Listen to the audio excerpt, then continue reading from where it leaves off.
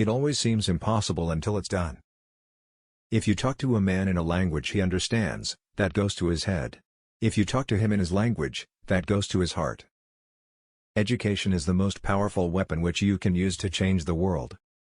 There is no passion to be found playing small, in settling for a life that is less than the one you are capable of living. It is better to lead from behind and to put others in front, especially when you celebrate victory when nice things occur. You take the front line when there is danger. Then people will appreciate your leadership. I learned that courage was not the absence of fear, but the triumph over it. The brave man is not he who does not feel afraid, but he who conquers that fear. After climbing a great hill, one only finds that there are many more hills to climb.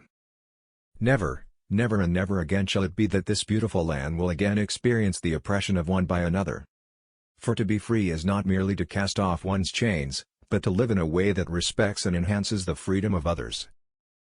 As long as poverty, injustice and gross inequality persist in our world, none of us can truly rest. A good leader can engage in a debate frankly and thoroughly, knowing that at the end he and the other side must be closer, and thus emerge stronger. You don't have that idea when you are arrogant, superficial, and uninformed.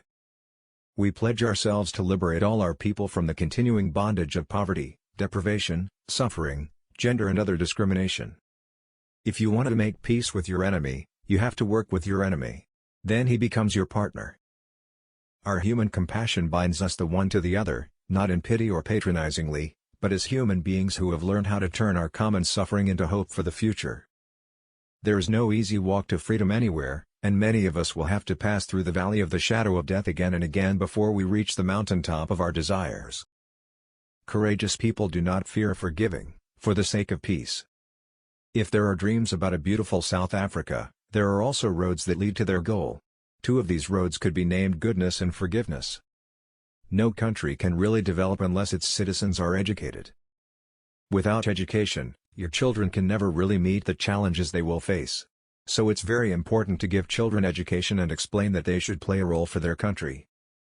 A good head and a good heart are always a formidable combination.